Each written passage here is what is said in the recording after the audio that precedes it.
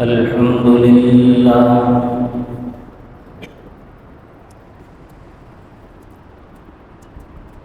الحمد لله وحده، والصلاة والسلام على من لا نبي بعده، وعلى آله وأصحابه الذين أوفوا عهدا، ونشهد أن لا إله إلا الله وحده لا شريك له،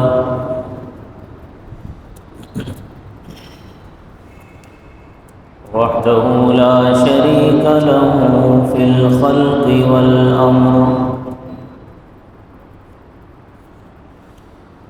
إرغاما لمن جحد به وكفر،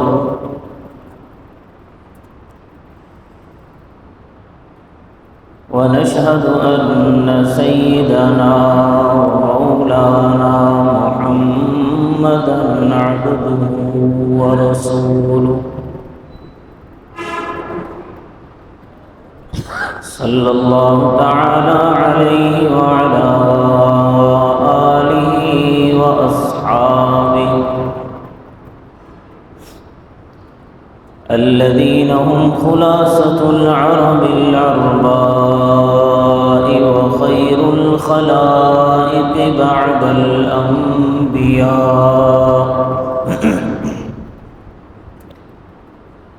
وهم كالنجوم في السماء للاهتداء والاقتداء،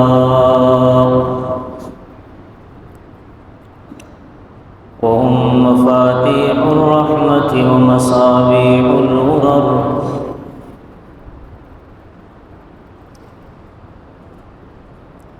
أعوذ بالله من الشيطان الرجيم، بسم الله الرحمن الرحيم.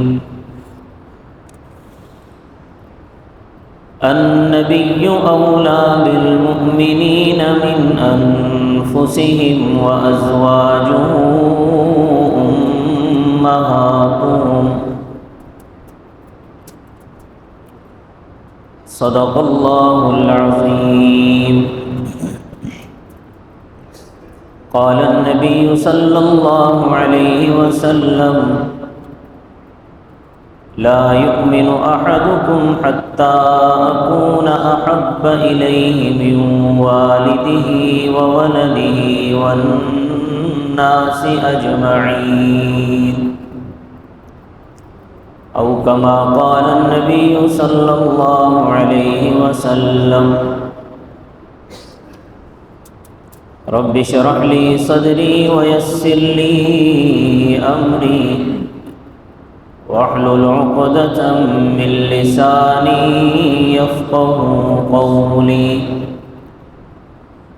رب زدني علما، رب زدني علما، رب زدني علما. سبحانك لا علم لنا إلا ما علمتنا، إنك أنت العليم الحكيم. تمام حضرات درود شریف پڑھیں. اللهم صل على محمد وعلى آل محمد، كما صليت على إبراهيم وعلى آل إبراهيم إنك حميد مجيد. اللهم بارك على محمد وعلى آل محمد، كما باركت على إبراهيم وعلى آل إبراهيم إنك حميد مجيد.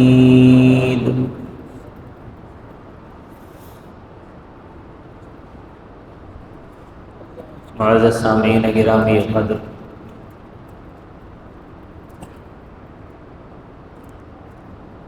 گزشتہ جمعہ آپ حضرات کے سامنے حقوق النبی صلی اللہ علیہ وسلم کا سلسلہ شروع کیا تھا۔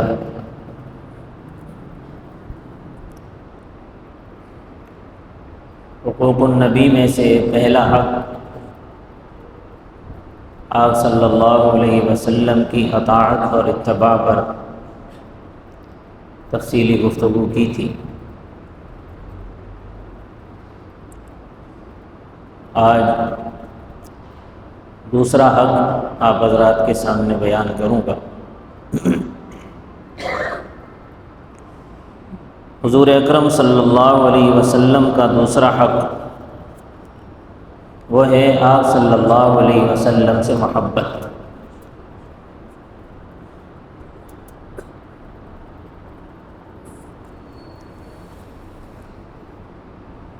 نبی اکرم صلی اللہ علیہ وسلم سے محبت صحابہ کرام نے کر کے دکھائی ہے۔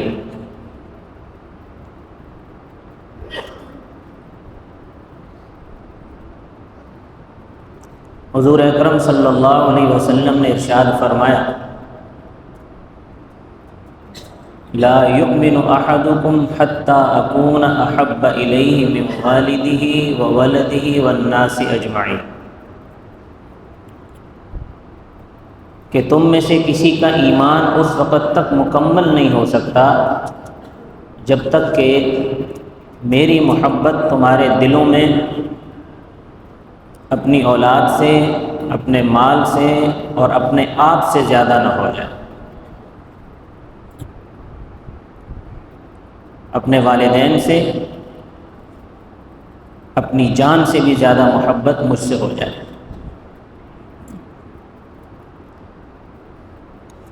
حضرت عمر فاروق رضی اللہ تعالیٰ عنہ کا واقعہ آتا ہے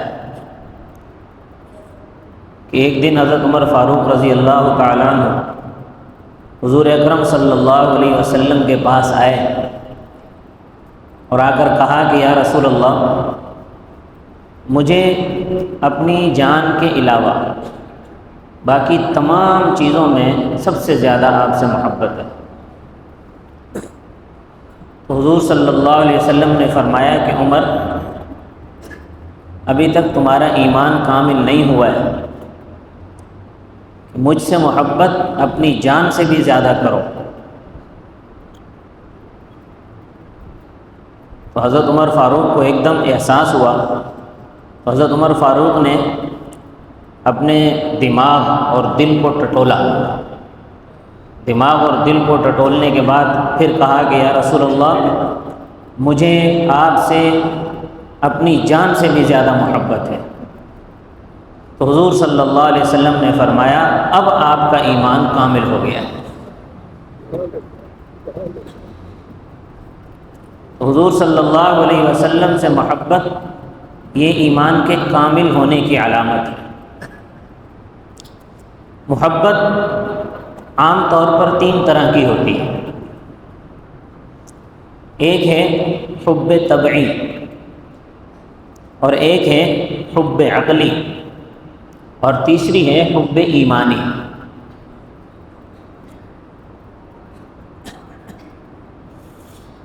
پہلی چیز کو دیکھ لیتے ہیں، حب طبعی۔ حب طبعی اس محبت کو کہتے ہیں کہ جو بتقاضائے طبیعت کسی کے ساتھ محبت ہو جاتی ہے،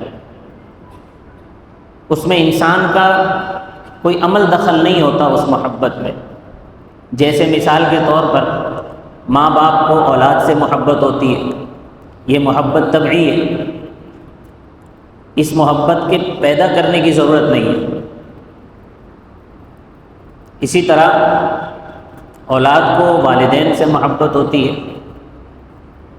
تو یہ محبت طبعی ہے۔ حضور اکرم صلی اللہ علیہ وسلم سے طبعی اعتبار سے بھی محبت رکھنا ضروری ہے، اور وہ ہر مومن کے دل میں موجود ہے طبعی اعتبار سے، کیونکہ والدین سے اولاد کو محبت ہوتی ہے، اور حضور اکرم صلی اللہ علیہ وسلم کا رتبہ والدین سے بڑا ہے۔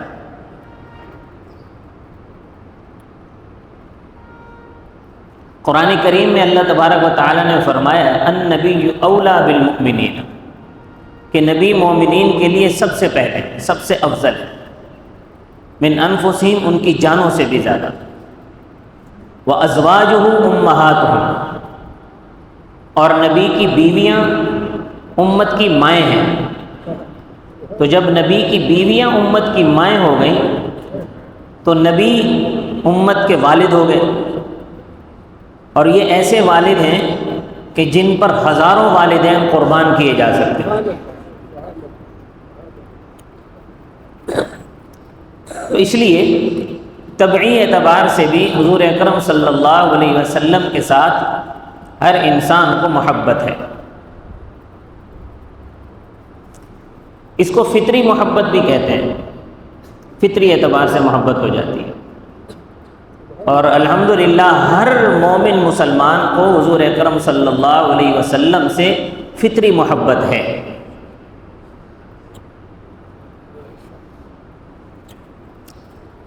دوسری محبت کی قسم ہے حب عقلی، عقل کے اعتبار سے جس سے محبت ہو، یعنی طبیعت تو اس سے محبت کرنے کو پسند نہیں کرتی، لیکن عقلی طور پر اس کے منافع کو دیکھ کر، اس کے فوائد کو دیکھ کر اس سے محبت کی جاتی ہے۔ جیسے مثال کے طور پر انجیکشن لگوانا، یہ طبعی طور پر انسان کو ناپسند ہے۔ دوائیاں کھانا، یہ طبعی طور پر انسان کو ناپسند ہے، لیکن عقلی طور پر اسے معلوم ہے کہ مجھے انجیکشن لگے گا تو میری بیماری چلی جائے گی، میں دوا کھاؤں گا تو میری بیماری چلی جائے گی، تو اس کے منافع کو دیکھ کر، اس کے فوائد کو دیکھ کر اس سے محبت کی جاتی ہے عقلی اعتبار سے، طبعی طور پر محبت نہیں ہوتی۔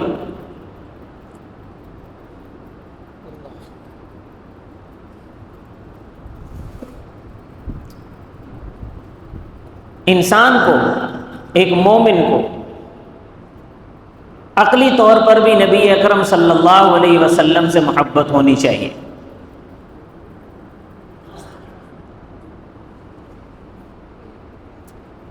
کیونکہ نبی اکرم صلی اللہ علیہ وسلم سے محبت ہی آخرت میں نجات کا مدار ہے۔ ہر انسان کو پتہ ہے کہ جو آخرت کی زندگی ہے، اس زندگی میں مجھے نجات اس وقت ملے گی کہ جب میں نبی اکرم صلی اللہ علیہ وسلم سے محبت رکھ کر، کیونکہ جس سے محبت ہوتی ہے اس کے طریقوں پر انسان چلنے کی کوشش کرتا ہے، تو جب نبی اکرم صلی اللہ علیہ وسلم سے محبت رکھتا ہے عقلی طور پر، تو نماز پڑھنا ایک انسان کی طبیعت پر ناگوار ہوتا ہے، روزہ رکھنا انسان کی طبیعت میں ناگوار ہے، کون سارا دن بھوکا پیاسا رہے۔ اسی طرح زکوٰۃ ادا کرنا یہ طبیعت پہ ناگوار ہوتا ہے، لیکن چونکہ زکوٰۃ ادا کرنے سے آخرت کا فائدہ ہے، نماز پڑھنے سے آخرت کا فائدہ ہے، روزہ رکھنے سے آخرت کا فائدہ ہے، تو عقل بھی اس بات کو تسلیم کرتی ہے کہ میں نبی اکرم صلی اللہ علیہ وسلم کی محبت میں نماز پڑھوں گا، آپ کی محبت میں روزہ رکھوں گا، آپ صلی اللہ علیہ وسلم کی محبت میں زکوٰۃ ادا کروں گا، آپ کی محبت میں حج ادا کروں گا، تو آخرت میں مجھے نجات حاصل ہوگی۔ تو اس لیے عقلی طور پر بھی نبی اکرم صلی اللہ علیہ وسلم سے محبت ضروری ہے۔ اور محبت کی تیسری قسم ہے حب ایمانی۔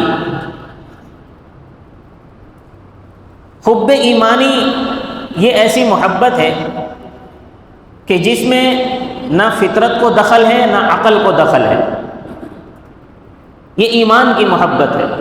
اس میں انسان تمام چیزوں سے بے نیاز ہو کر،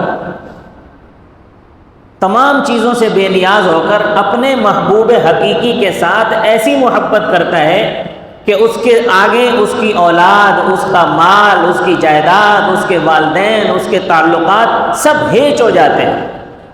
وہ اپنا تن من دھن سب کچھ اس کے حکم پر قربان کرنے کے لیے تیار ہو جاتا ہے. یہ ہے حب ایمانی.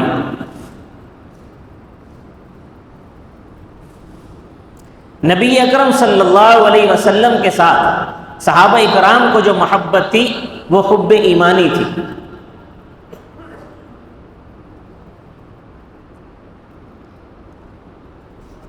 آپ نے کئی مرتبہ سنا ہوگا کہ نبی اکرم صلی اللہ علیہ وسلم نے حکم دیا کہ ہجرت کر جاؤ.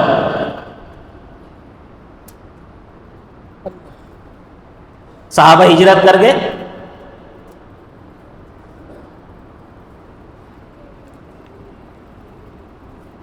مکہ کے اندر ایک شخص تھے جن کا نام تھا جحش بن ایاب اسدی.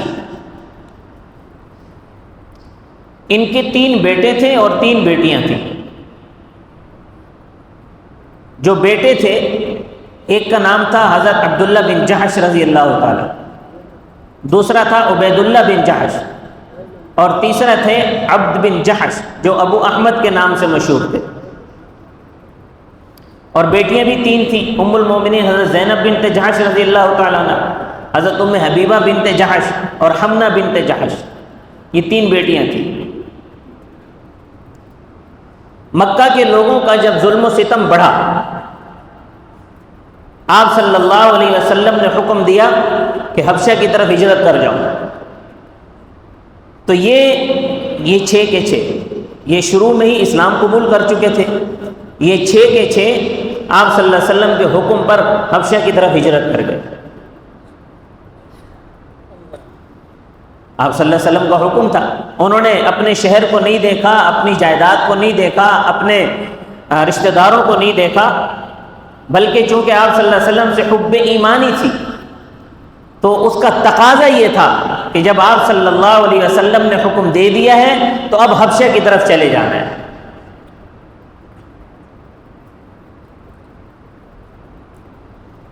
بعد میں یہ جو عبید اللہ بن جحش تھا ان کا بھائی، یہ نصرانی ہو کے مرا، مرتد ہو گیا تھا. باقی سارے واپس آئے اسی طرح مسلمان حبشہ سے مدینہ منورہ میں واپس آئے. یہ واپس آئے پہلے مکہ میں. آپ صلی اللہ علیہ وسلم نے حکم دیا کہ اب مدینے کی طرف ہجرت کر جاؤ، تو اب یہ مدینے کی طرف ہجرت کر گئے.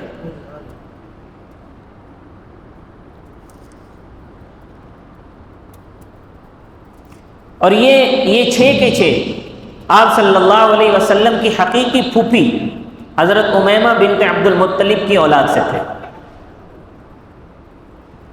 اور جحش کی بیٹی حضرت زینب بنت جحش بعد میں حضور اکرم صلی اللہ علیہ وسلم کی زوجہ محترمہ بنی، ام المومنین بنی، جن کا نکاح اللہ تبارک و تعالی نے آسمانوں پہ پڑھایا تھا.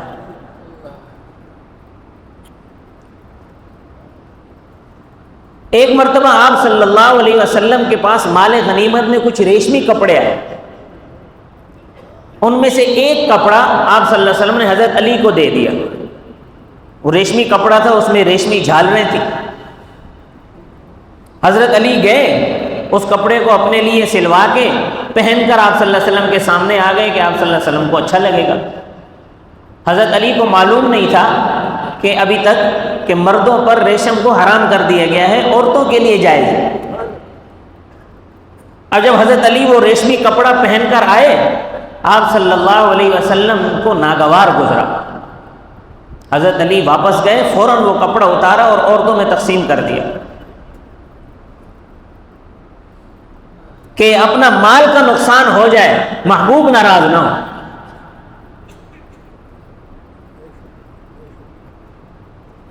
ایک صحابی کا واقعہ آتا ہے، بڑا عبرتناک واقعہ ہے.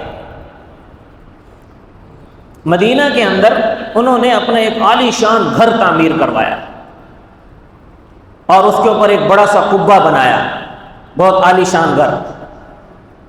ایک مرتبہ آپ صلی اللہ علیہ وسلم اس راستے سے گزرے، دیکھا بڑا عالی شان گھر بنا ہوا ہے، اس پر قبہ بھی تعمیر ہوا ہوا ہے. آپ صلی اللہ علیہ وسلم نے پوچھا کہ یہ کس کا گھر ہے؟ آپ کو بتایا گیا ہے کہ یہ فلاں صحابی کا فلاں کا گھر ہے۔ آپ صلی اللہ علیہ وسلم سن کے چلے گئے۔ اب جب وہ صحابی جن کا گھر تھا وہ مسجد نبوی میں آئے، آپ صلی اللہ علیہ وسلم سے سلام کیا، آپ صلی اللہ علیہ وسلم نے ان کو سلام کا جواب نہیں دیا۔ انہوں نے دوبارہ سلام کیا، آپ نے پھر سلام کا جواب نہیں دیا۔ انہوں نے تیسری بار سلام کیا، آپ نے پھر جواب نہیں دیا۔ وہ صحابی بڑے پریشان ہوئے کہ آخر کیا وجہ ہے کہ رسول اللہ مجھ سے ناراض ہیں۔ انہوں نے صحابہ سے، اپنے ساتھیوں سے پوچھا کہ کیا وجہ ہے کہ رسول اللہ مجھ سے ناراض ہیں، میرے سلام کا جواب نہیں دیتے۔ ان ساتھیوں نے کہا کہ آج آپ صلی اللہ علیہ وسلم نے آپ کا گھر دیکھا ہے اور اس پہ بڑا قبہ بنا ہوا تھا، بڑا عالی شان گھر بنا ہوا تھا، تو آپ صلی اللہ علیہ وسلم کو پسند نہیں آیا۔ وہ صحابی اسی وقت گئے، جا کر اپنے گھر والوں کو اس گھر سے نکالا اور پورا گھر ملیاں میٹ کر کے زمین سے ملا دیا اور واپس آئے۔ آپ صلی اللہ علیہ وسلم کو بتایا بھی نہیں کہ میں نے اپنا گھر نیست و نابود کر دیا ہے، بلکہ آپ کی مجلس میں خاموشی سے آ کر بیٹھ گئے۔ اگلے 1-2 دن کے بعد دوبارہ آپ صلی اللہ علیہ وسلم کا وہاں سے گزر ہوا تو دیکھا گھر نہیں ہے۔ تو حضور صلی اللہ علیہ وسلم نے پوچھا کہ وہ صحابی کا گھر تھا، وہ میرے صحابی کا، وہ کہاں ہے؟ تو صحابہ اکرام نے بتایا رسول اللہ آپ کی ناگواری ان سے برداشت نہ ہو سکی، انہوں نے اپنا گھر ملیا میٹ کر دیا۔ تو آپ صلی اللہ علیہ وسلم بڑے خوش ہوئے، ان صحابی کو بلایا، فرمایا دیکھو یہ عالی شان گھر بنانا یہ تمہاری شان نہیں ہے، ہاں سر چھپانے کے لیے چھت تعمیر کرو، سر چھپانے کے لیے اپنا گھر بناؤ، لیکن یہ جو تمہارے بڑے بڑے عالی شان گھر ہیں یہ اللہ تمہیں جنت میں عطا فرمائیں گے۔ تو دیکھیں اس صحابی نے نبی کریم صلی اللہ علیہ وسلم کی ذرا سی ناراضگی برداشت نہ کر سکے اور اپنا پورا گھر ملیا میٹ کر دیا۔ یہ نہیں سوچا کہ میرے بچے کہاں رہیں گے اور میرے گھر والے کہاں رہیں گے، بس پھر اس کے بعد ایک چھوٹا سا گھر تعمیر کر کے اس میں رہنے لگے۔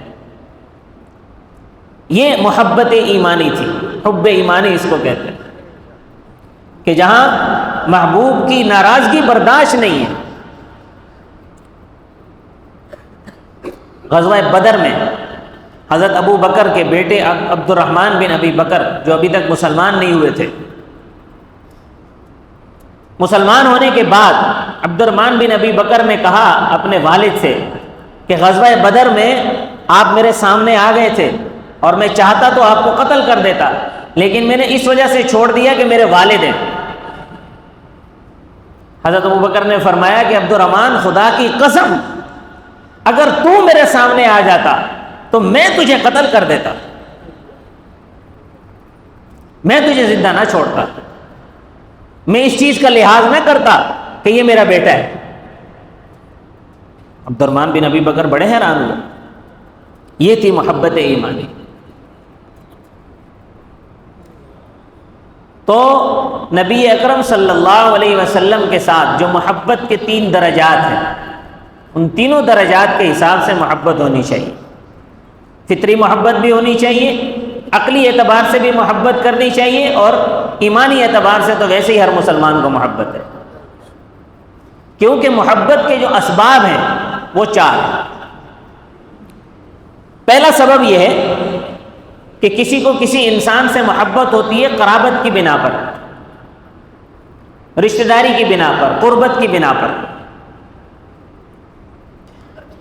اور وہ میں نے پہلے بتا دیا کہ نبی اکرم صلی اللہ علیہ وسلم ہمارے باپ ہیں، روحانی باپ ہیں۔ قرآن نے اس کا اعلان کیا وَأَزْوَاجُهُ أُمَّهَاتُهُمْ، تو جب ان کی زوجہ محترمہ ازواج مطہرات امت کی مائیں ہیں تو نبی اکرم صلی اللہ علیہ وسلم امت کے روحانی باپ ہوئے۔ نبی اکرم صلی اللہ علیہ وسلم کی سگی اولاد بیٹے نہیں تھے، جو تھے وہ بلوغت سے پہلے، مطلب مرد بننے سے پہلے ان کا انتقال ہو گیا۔ اب امت کے ساتھ جو رشتہ ہے وہ روحانی باپ کا ہے نبی اکرم صلی اللہ علیہ وسلم کا۔ تو محبت کا جو پہلا سبب ہے وہ ہے قرابت، اور قرابت اس رشتے میں موجود ہے۔ محبت کا دوسرا سبب ہے جمال. نبی اکرم صلی اللہ علیہ وسلم میں جمال بھی موجود تھا، کیونکہ کسی کو کسی سے محبت ہوتی ہے اس کی خوبصورتی کی بنا پر، کہ کوئی آدمی خوبصورت ہوتا ہے، اس کی خوبصورتی کو دیکھ کر دوسرے کو اس سے محبت ہو جاتی ہے کہ یہ خوبصورت آدمی ہے. تو خوبصورتی بھی وجہ محبت بنتی ہے. حضور اکرم صلی اللہ علیہ وسلم کو تو اللہ تعالیٰ نے ساری کائنات سے زیادہ حسین بنایا تھا، ساری کائنات سے زیادہ حسین بنایا تھا.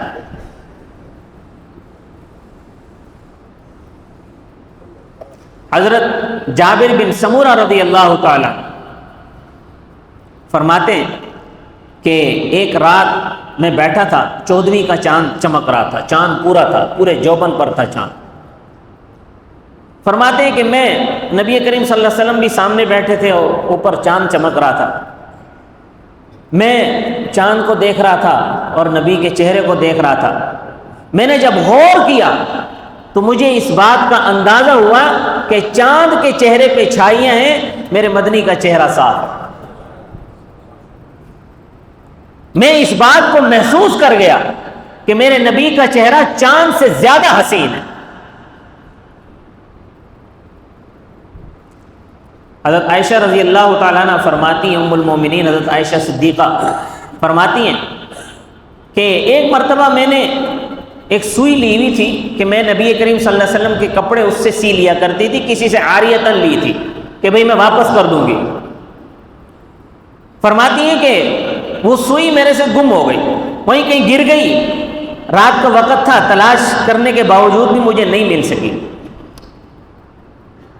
میرے ذہن میں آیا کہ جب نبی کریم صلی اللہ علیہ وسلم گھر میں تشریف لائیں گے تو میں تلاش کر لوں گی.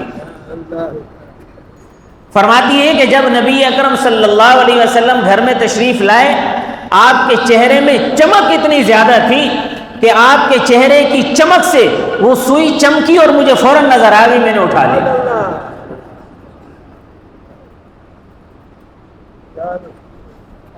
حسن تو اللہ تبارک و تعالی نے حضرت یوسف علیہ السلام کو بھی عطا فرمایا تھا، لیکن یوسف علیہ السلام کا حسن جو تھا وہ ظاہری تھا. نبی اکرم صلی اللہ علیہ وسلم کو اللہ پاک نے ظاہری حسن بھی عطا فرمایا تھا اور باطنی حسن بھی عطا فرمایا تھا. آپ جب بات کرتے تھے صحابہ کرام سے یا کسی محفل میں، کسی مجلس میں، تو پورا پورا دن گزر جاتا تھا، صحابہ کرام کو احساس ہی نہیں ہوتا تھا. بلکہ آپ دور نہ جائیں، سید عطا اللہ شاہ بخاری رحمۃ اللہ علیہ کے بارے میں مشہور ہے کہ پوری پوری رات تقریر کرتے تھے، مجمع کو احساس ہی نہیں ہوتا تھا رات گزرنے کا. تو یہ امتی کا حال ہے، نبی کا عالم کیا ہو.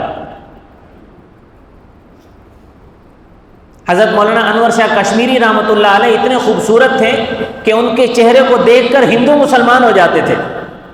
یہ امتی کا عالم ہے، تو نبی کا عالم کیا ہوگا.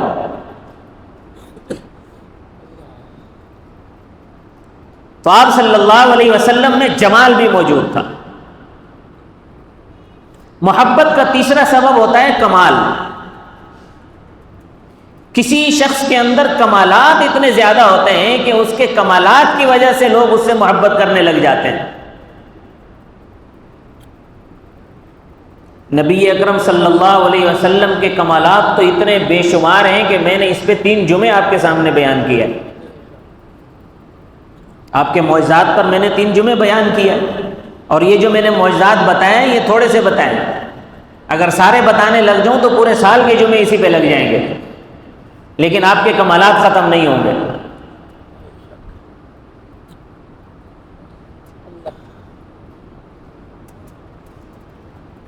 کہ نبی اکرم صلی اللہ علیہ وسلم کا چاند کو 2 ٹکڑے کر دینا، شجر و حجر کا آپ کو سلام کرنا. جب آپ صلی اللہ علیہ وسلم جب آپ بچپن میں ابو طالب کے ساتھ شام کے سفر پہ گئے تھے تو وہاں ایک راہب رہتا تھا، بحیرہ راہب. وہ اپنے عبادت خانے سے باہر نہیں نکلتا تھا، لیکن اس نے جب آپ اس قافلے کو دیکھا جو قریشی قافلہ آیا ہے تو وہ باہر نکل آیا. اس نے حضور اکرم صلی اللہ علیہ وسلم کو تلاش کیا، تلاش کر کے نظر آ گئے تو ہاتھ پکڑ کر کہنے لگا، لوگوں سن لو، یہ آخری نبی ہیں، کیونکہ میں نے دیکھا ہے کہ یہ جو درخت ہے جس کے نیچے یہ بیٹھے ہیں، یہ درخت ان کو جھک جھک کے سلام کر رہا ہے۔ تو شجر و حجر کا آپ کو سلام کرنا، آپ کی انگلیوں کے پوروں سے پانی کے چشموں کا جاری ہو جانا، 10 لوگوں کا کھانا 80 لوگوں کو کافی ہو جانا، حضرت جابر رضی اللہ تعالیٰ عنہ کی 10 لوگوں کی دعوت 3000 لوگوں کے لیے کافی ہو جانا، یہ کمالات نہیں تو اور کیا ہے؟ تو کسی سے محبت اس کے کمالات کی وجہ سے بھی کی جاتی ہے، تو کمالات بھی آپ صلی اللہ علیہ وسلم کے بے شمار ہیں۔ اور محبت کی چوتھی وجہ ہوتی ہے احسان۔ کوئی کسی پر احسان کر دے تو اس احسان کی وجہ سے اس کو اس سے محبت ہو جاتی بھی، اس نے میرے پر احسان کیا۔ اور نبی اکرم صلی اللہ علیہ وسلم کے احسانات بھی اس امت پر بے شمار ہیں۔ سب سے بڑا احسان یہ ہے کہ آج جو ہم زندہ ہیں، ہم اس دنیا میں موجود ہیں، یہ نبی اکرم صلی اللہ علیہ وسلم کی وجہ سے موجود ہیں۔ اگر نبی نے پیدا نہ ہونا ہوتا تو اللہ یہ کائنات ہی نہ بناتا، ہم پیدا ہی نہ ہوتے۔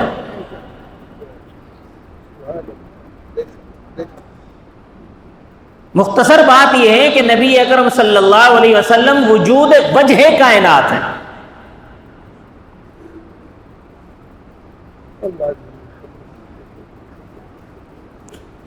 نبی اکرم صلی اللہ علیہ وسلم کا دنیاوی احسان تو ہمارے اوپر یہ ہے۔ دیکھیں زندگیاں جو ہے وہ 3 ہیں، ایک دنیا کی زندگی ہے، دوسری برزخ کی زندگی ہے، اور تیسری آخرت کی زندگی ہے۔ تو دنیاوی احسانات تو یہ ہے کہ ہم حضور اکرم صلی اللہ علیہ وسلم کی مرہون منت ہے، ہمارا وجود حضور کا مرہون منت ہے۔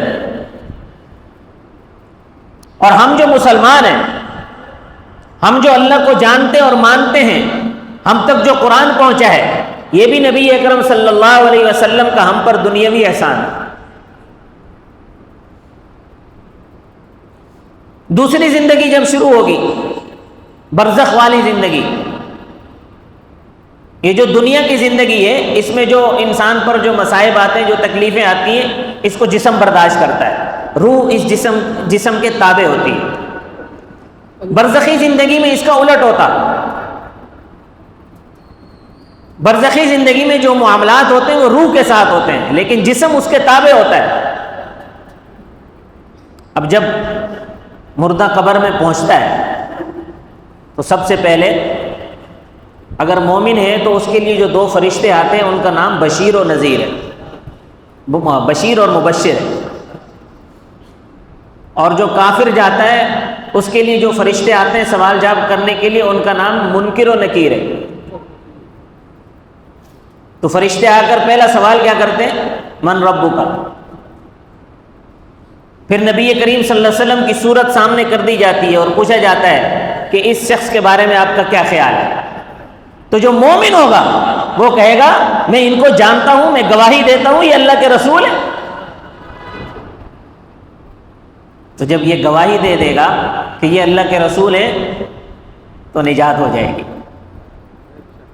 تو یہ برزخی احسان ہے نبی کریم صلی اللہ علیہ وسلم کا کہ آپ صلی اللہ علیہ وسلم کا اقرار کر کے، آپ کی نبوت کا اقرار کر کے قبر کی زندگی میں نجات مل رہی ہے۔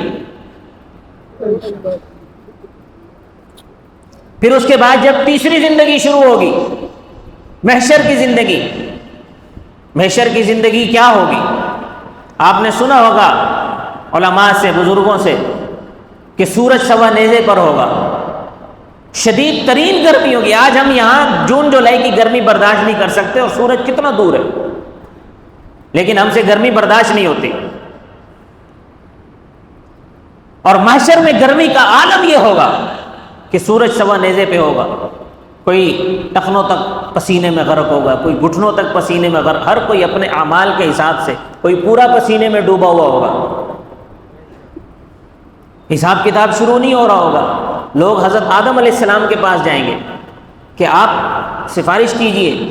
آدم علیہ السلام کہیں گے کہ آج حالات بڑے خراب ہیں، مجھے تو اس بات کا ڈر ہے کہ اگر اللہ نے مجھ سے پوچھ لیا کہ تم نے جنت میں جب میں نے منع کیا تھا کہ یہ درخت سے نہیں کھانا تو کیوں کھایا تھا، میں کیا جواب دوں گا؟ میں نہیں جاتا۔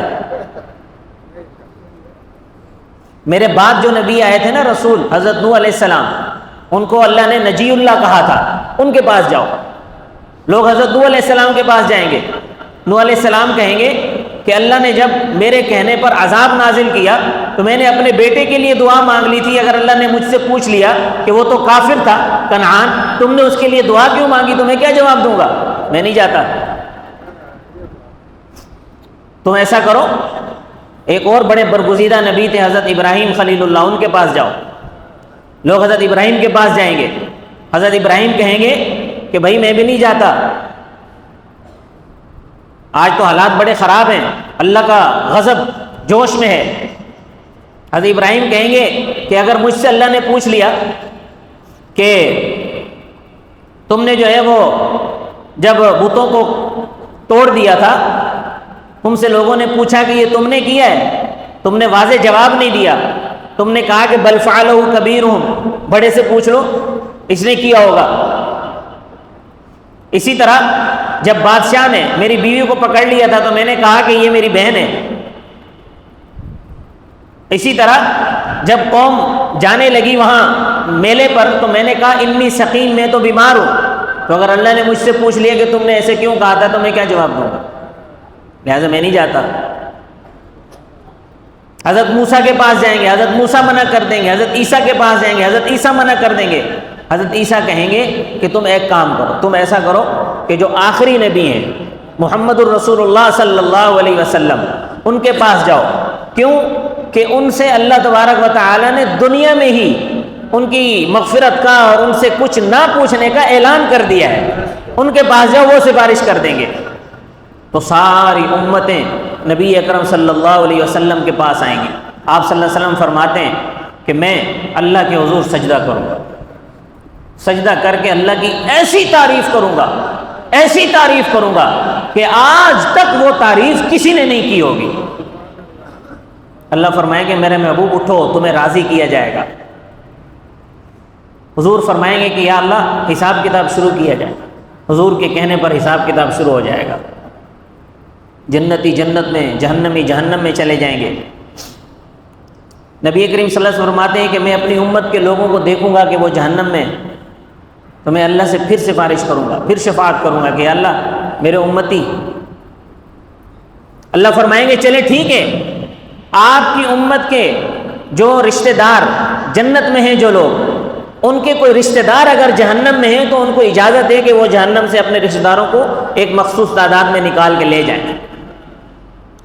تو امت محمدیہ کے وہ لوگ جو جنت میں ہوں گے وہ اپنے ان رشتہ داروں کو جہنم سے نکلوائیں گے، کچھ تعداد میں ان کو کچھ رشتہ داروں کو نکال کر پھر جنت میں داخل کیا جائے گا۔ لیکن پھر بھی آپ فرماتے ہیں کہ میرے امتی ہوں گے، میں پھر اللہ سے 3 مرتبہ رسول اللہ صلی اللہ علیہ وسلم شفاعت کریں گے، تیسری مرتبہ اپنی امت کے لیے دوبارہ شفاعت کریں گے کہ یا اللہ ابھی بھی میرے امتی ہیں۔ اللہ فرمائیں گے اے محبوب میں نے آپ سے وعدہ کیا ہے، آپ کو راضی کیا جائے گا، جس امتی کے دل میں رائی کے دانے کے برابر بھی ایمان ہے اسے جہنم سے نکال دیا جائے گا۔ جس نے زندگی میں نماز نہیں پڑھی، روزہ نہیں رکھا، حج نہیں کیا، میری نافرمانیاں کرتا رہا، لیکن مجھے ایک مانتا تھا تو اس کے دل میں رائی کے دانے کے برابر بھی ایمان تھا، اس کو جہنم سے نکال دیا جائے۔ پھر ان کو جہنم سے نکال کے ایک نہر میں ڈالا جائے گا، کیونکہ وہ ان کے بالکل وہ کولا ہو چکے ہوں گے جہنم میں جل کے، ان کو پھر ایک نہر میں ڈالا جائے گا، وہاں وہ غسل کریں گے، جب غسل کر کے نکلیں گے تو دوبارہ ہونہار ہو چکے ہوں گے، لیکن ان کی پیشانیوں پر ایک نشان ہوگا، اس بات کی علامت ہوگا کہ یہ جہنمی تھے، یہ جہنم میں گئے تھے۔ پھر جہنم جب ان کو جنت میں ڈالا جائے گا وہ درخواست کریں گے کہ اللہ یہ نشان، لوگ ہم کو عجیب عجیب نظروں سے دیکھتے ہیں، اللہ پاک وہ نشان بھی مٹا دیں گے۔ تو نبی اکرم صلی اللہ علیہ وسلم کے یہ احسانات، کسی سے احسان کی وجہ سے محبت کی جاتی ہے نا، تو احسانات تو نبی کریم صلی اللہ علیہ وسلم کے اتنے ہیں کہ ہم دنیا سے لے کر جنت میں جانے تک ان احسانات میں گرے ہوئے ہیں۔ تو جو وجوہات محبت ہیں 4، ان وجوہات محبت کی بنا پر بھی حضور اکرم صلی اللہ علیہ وسلم سے محبت کرنا ضروری ہے۔ اب آئیں اپنی اصل بات کی طرف کہ حضور صلی اللہ علیہ وسلم نے فرمایا لا یؤمن احدکم حتی اکون احب الیہ من والدہ وولدہ والناس اجمعین، کہ تمہارا ایمان اس وقت تک کامل نہیں ہو سکتا جب تک کہ تم مجھ سے محبت اپنے والدین سے زیادہ، اپنی اولاد سے زیادہ، اپنی مال اور جائیداد سے زیادہ، بلکہ اپنی جان سے بھی زیادہ نہ کر لو۔ تو جب ان تمام چیزوں سے زیادہ محبت رسول اللہ صلی اللہ علیہ وسلم سے ہوگی تو ایمان کامل ہو جائے گا۔ اللہ تبارک و تعالی مجھے اور آپ کو عمل کی توفیق عطا فرمائے۔ وما علینا الا البلاغ۔